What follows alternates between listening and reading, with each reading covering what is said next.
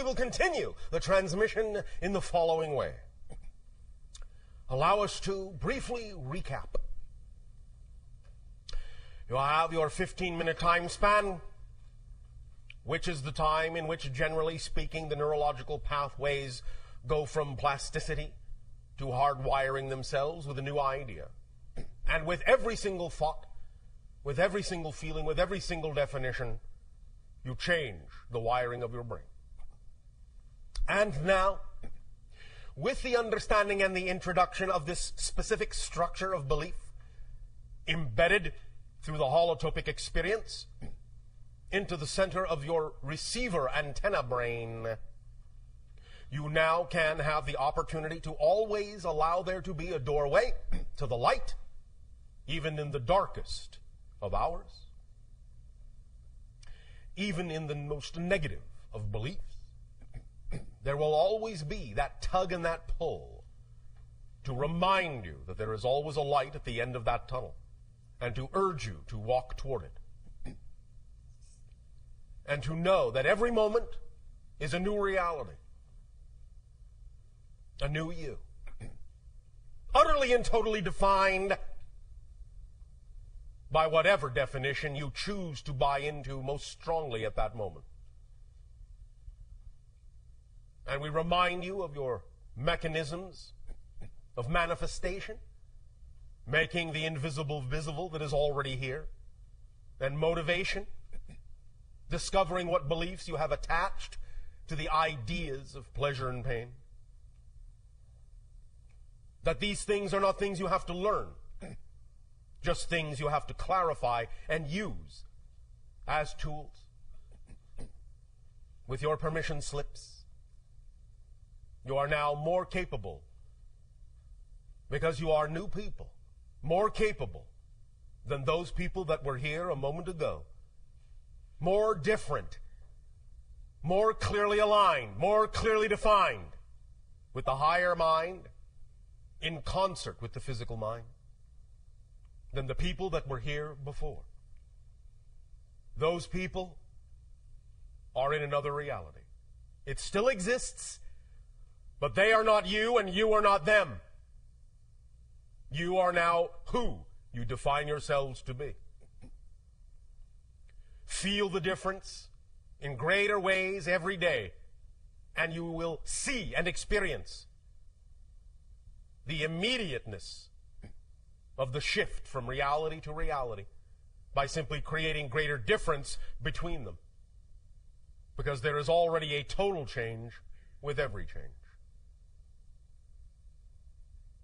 And now, in keeping with the idea of the manifestation mechanism we described, by focusing and concentrating your intention as you did in the holotopic experience, bringing your passion, your vibration of highest resonance into it, we now transfer to the other side of letting go, opening up, surrendering. Not thinking about it, changing the subject, going in a new direction, lightening up. Not worrying about it at all, letting the higher mind take care of it for you, letting the higher mind involve itself with the how your passion will manifest, of the how the synchronicity will present itself to you. This already works. You don't have to make it work. It's the nature of the structure of existence and creation itself. Let it work. Allow it to work. Relax. Let go. Be at peace.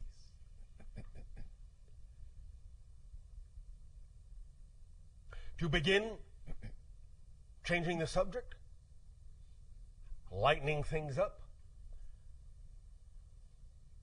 we will, first and foremost, before we engage in questions, tell a story. So relax. Get comfy, as you say.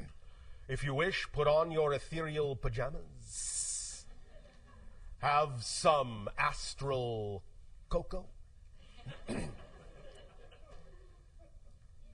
All right. and sit before your crackling etheric fire. Relax. Once upon a time, on my world, when I was first training to become a contact specialist, my father and my mother brought me before a group of very experienced contact specialists, 10 in all. They related to me, each and every one in his or her turn, their stories of their first contacts with other civilizations and what they learned from the experience, what they gained, how they grew, how differently they perceived the idea of creation by having experienced another facet of creation through the auspices of a completely different civilization, and how that reflected upon us and how we could look at ourselves in different ways. Throughout the course of a day, they related their stories to me and also to my counterpart, who many of you know as Anima. And as together she and I sat and listened and absorbed and imagined and visualized the scenarios that they were painting in our minds, bit by bit we realized they were also not only just telling stories, but handing over their experience energetically, allowing us to literally live emotionally, vibrationally, mentally, through those experiences, allowing us literally to taste, hear, see, touch, feel every sensation that they had experienced in those first contacts with other civilizations, priming us for the new civilizations we would encounter, such as your own. So that by the time it came time to encounter you, we would have a wealth of experience and knowledge to draw upon, to aid and assist you, and also to allow our interaction with you to aid and assist us in seeing ourselves relative to all the other civilizations, all the other facets of the multidimensional crystal of all that is, and giving us a deeper appreciation of our connection, of our relationship as family within creation, as parts of the all that is, as parts of the one, as expressions and reflections of each other. And at the end of that day, after we had absorbed those experiences in that way, we were then allowed to be by ourselves momentarily, alone. They all left, bid us, as you say, farewell, went on their way. Anima and I were simply by ourselves in what you would call a very natural setting of trees, of grass.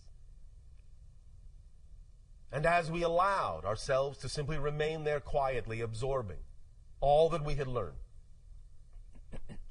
we began to realize that the stories were not over. For as we sat there, in that resonance, in that vibration, suddenly we received stories from the rocks and the trees and the animals and the sky and the water and the air. And everything our world had to offer in its consciousness, in supporting us as the mother of us, we received from her that day. To let us know that as we ventured out among the stars, we would always carry a piece of our own home world in our hearts. We would never be disconnected from her. And that as we make contact with other worlds, other beautiful gems in space such as yours, not only is it our personage that we present to you, but the entirety of the consciousness of our world, not just the people, but the planet and everything upon it, and everything within it, and everything that it is. So that our worlds are also communing vibrationally as we speak to you as people our respective planets are also speaking to each other through the timeless void of space and time. This communication is taking place on many levels, all at once, all now, and that is what we learned that day. So be it. Kenneth. Yes. Would you like to share your questions now? Yes.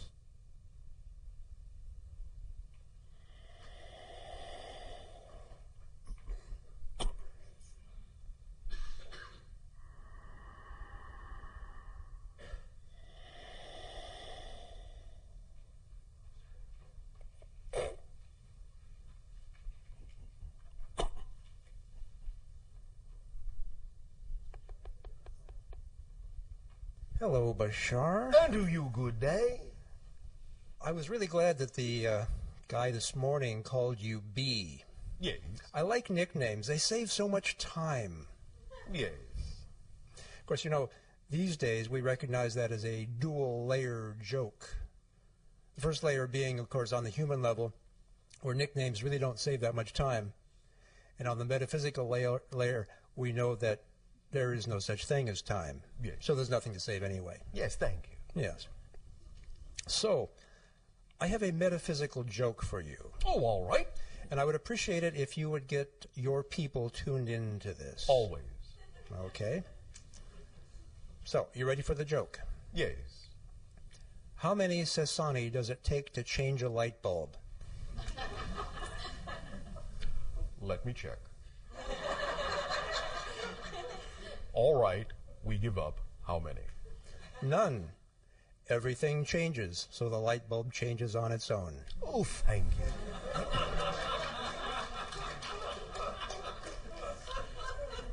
Thank you also for participating in lightening up the energy so that it is easier for individuals to let go and surrender. Thank you. I appreciate your acknowledging that. At a previous channeling session, I say previous in quotes since it's all happening now anyway. Thank you. You talked about the games that you guys play on your world. Yes. And so I have a question about games. You say that your people are on average about 5 of our feet tall. Yes. So does that mean your basketball hoops are proportionately lower?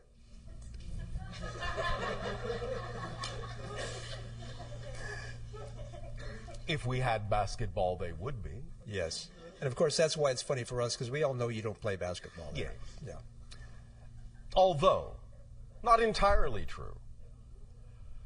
Any time we make contact with a new world, there are usually at least a few of us who make an attempt to emulate some of the things of that world, including some of your games. Mm-hmm.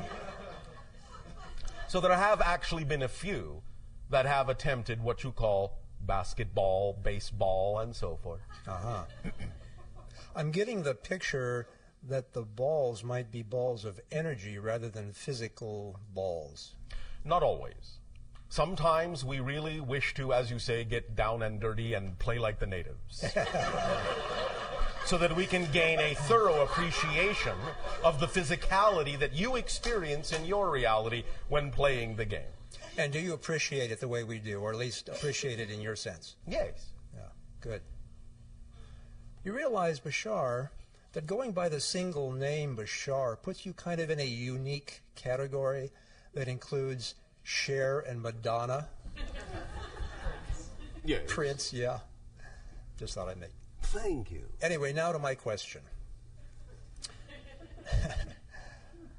I have been reading a series of books called the I Am Discourses, Yes.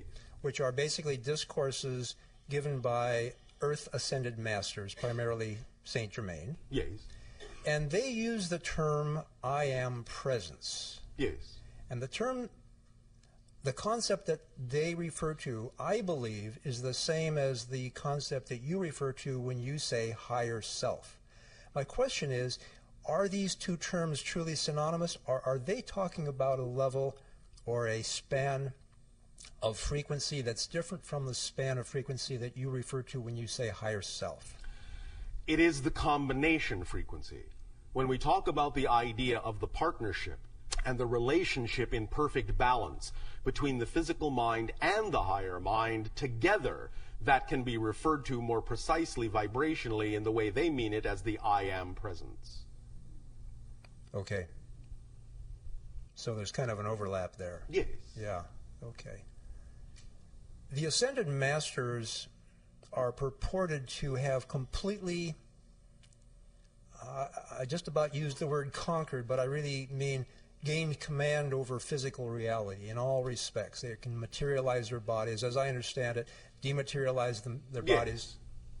And this would be a level of ability for humans that is quite extraordinary, that, as I understand it, is different from the level of reality or command over reality that you guys have. And I'm not trying to make a comparison for judgmental purposes, just so that we can see that as humans we can ascend to a level of truly complete command over our reality if that's what we choose. Yes, and many individuals in my own society have that command. Is there a particular reason why some do and some don't? Yes.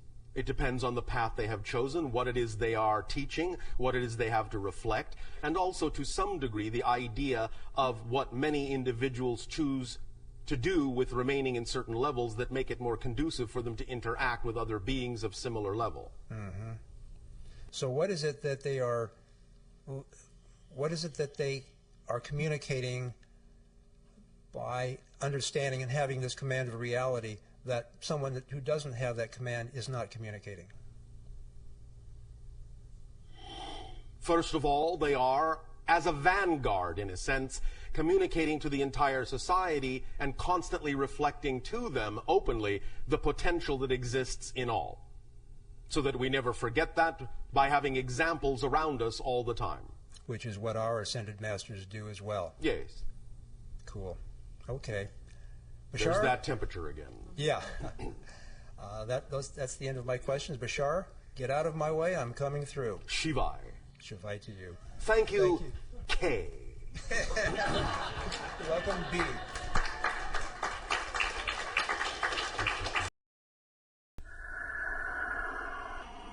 Hi, Bashar. And you good day.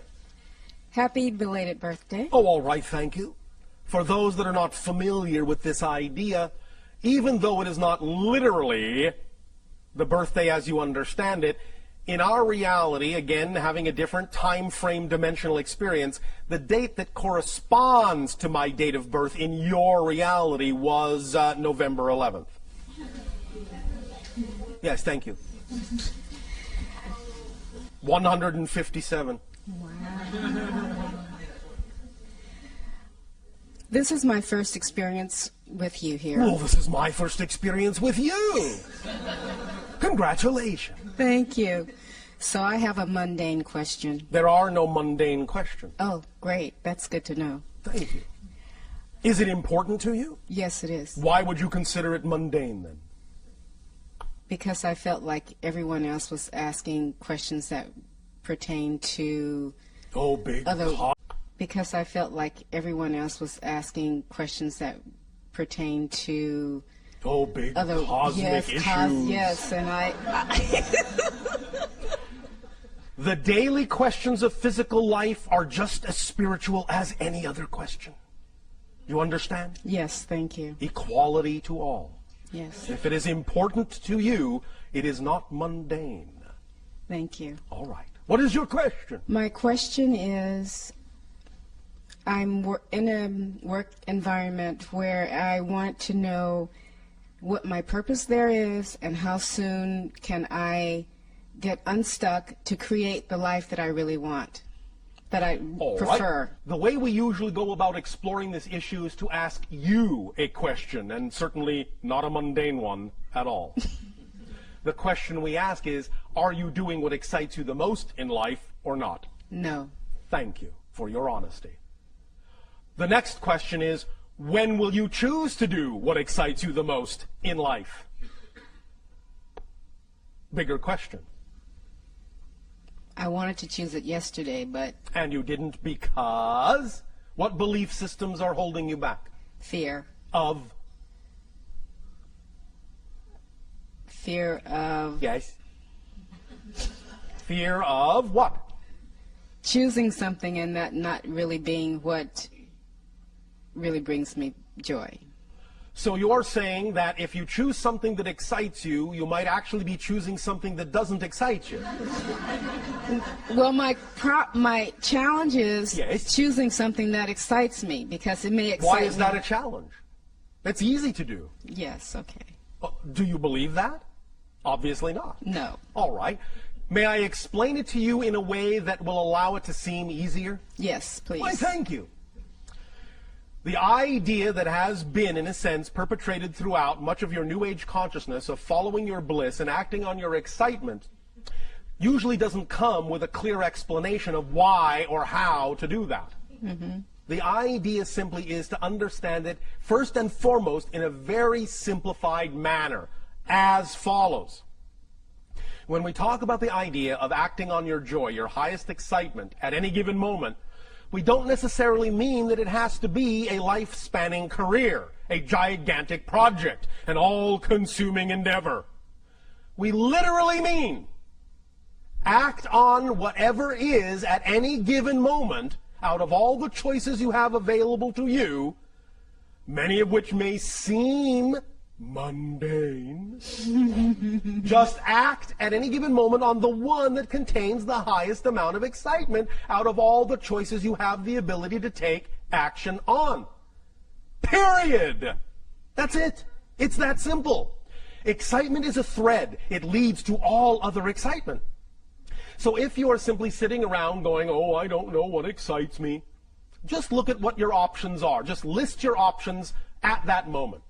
If the only options are go shopping, take a walk on the beach, call a friend, just for an example, just pick the one that's most exciting and act on it to the best of your ability, taking it as far as you can till you can take it no further. When you come to the next crossroad, look at the options available to you then, pick the one that's most exciting, you have the greatest degree of ability to take action on, and take action on it. When you come to the next crossroad, do the same thing. When you come to the next crossroad, do the same thing. The excitement that you follow will automatically draw you into a series of synchronistic events that will constantly accelerate and expand your ability to experience excitement, and constantly accelerate and increase your ability to experience that your excitement will actually be capable of supporting you in your life if you keep moving in that way. Does that make sense to you? Yes. Now, the question is, do you believe it? Because the idea is that when we, first of all, offer the idea that all you have to do at any given moment is simply choose out of the relatively normal options available to you, if you can't think of any all-encompassing excitement, if you just choose the most exciting option out of whatever is available to you and act on it, when we offer that suggestion up, very often the first thing that comes out of the human mind is, but that's not connected to this, or how can that support me? I don't understand. You don't have to understand. That's the beauty of it. The idea is that your physical mind is not designed, never was and never will be designed to understand how things will happen. It is not designed to understand or comprehend how something that you act on that excites you will bring you the thing you need somewhere down the line. So you don't have to think about how that's going to happen. All you have to do is act on it knowing that it will. Because the human mind is only designed to experience how things are happening. That's it. The human mind is only designed, the physical mind is only designed to understand the physical experience. The mechanism of how these things come to you come from a higher realm that is beyond the purview of the physical mind to comprehend or understand or be able to completely perceive. So you need to stop doing the job of the higher mind, let the higher mind do its job, and bring you these things as you need them in the way that it benefits you best. All you need to do to activate that mechanism, and we'll be talking a little bit more tomorrow about the idea of the mechanism of manifestation in a more complete investigation of that mechanism, but the only thing you really have to do is just start the ball rolling. by acting on whatever excitement you are capable of acting on, and thus then by doing so, acting as an example to the higher mind, proving that you're willing to move in that direction so that the higher mind can go, finally she is willing to act in that vibration, so I can now give her more of that vibration, more things that are representative of that vibration, because she is showing by her behavior that she's willing to act on it. But if you're not willing to act on your excitement, why should the higher mind give you something to act on if you're not going to act on it?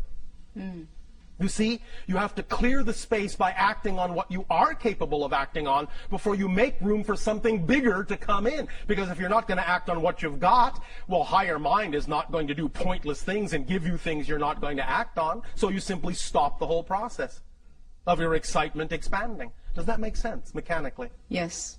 Are you willing to believe that you can act on your excitement and know that it will lead you where you need to be led? Yes. Trusting the synchronicity that will occur? Yes. We'll see. But that's the basic explanation of how it works. So when you say you have a difficult time figuring out what excites you, I apologize, but we actually don't believe you. Because it's really simpler than you think. You're just having a difficult time understanding a clear definition of excitement and following it. You follow? I do follow. I think the other part of that is because if I'm in a work environment and Yes. my excitement may be not to be there. Then leave. Although, understand, we are very aware of what your belief systems are all about, many of you. And if you have a belief system that says if you leave that work environment, as much as you may not find it exciting, if you have a belief system that says that leaving that work environment is going to put stress on you, is going to, in a sense, cause you harm in some way, then you must honor your belief system for as long as you're going to hold on to it. But at least take the steps you can take. At least take the steps of acting on your excitement that you are willing to take. And the more you do that, the more your excitement will prove to you that it can support you as well. And the more it shows you it can support you, the more you'll be willing to let go of those things you don't prefer. So you can do it at your own pace. Don't dishonor your belief system. You can jump off the cliff, but only if you believe that you actually will fly. Otherwise, I would suggest you're in for a very hard landing. So don't dishonor your belief system. Don't just think, all right, I'll just throw caution to the wind and ignore my beliefs. Just think, all right, I'll just throw caution to the wind and ignore my beliefs. That will always get you smacking into that brick wall we're going to talk about tomorrow. But the idea is that when you work with your beliefs and understand why you have the belief that you can't be supported in something that you love as opposed to something you don't love, then when you work with those beliefs, you can change them. And the more you change them, the more you will relax into understanding how your excitement can, in fact, support you. One very strong exercise that I would always suggest to many of you, because it is based in your own reality, so it has more opportunity to stick in your mind, is to look at examples in your world of people that are making a living, in fact making a wonderful living, being supported by doing nothing but the thing that excites them the most. Because I guarantee you, when you look at them and understand how they're doing that, you will understand that if they can do it, you can do it. There is nothing special about them in that context. If you can see it, if you can attract into your reality an example of someone acting on their joy and being supported in their life by doing so, if you could have attracted that example into your reality, if you are capable of even perceiving it, that means you are capable of living it. Otherwise, you wouldn't have been capable of perceiving it, because reality doesn't do pointless things, and you cannot perceive what you are not the potential vibration of. You follow? Yes. Does this help? Yes, thank you very much. Thank you.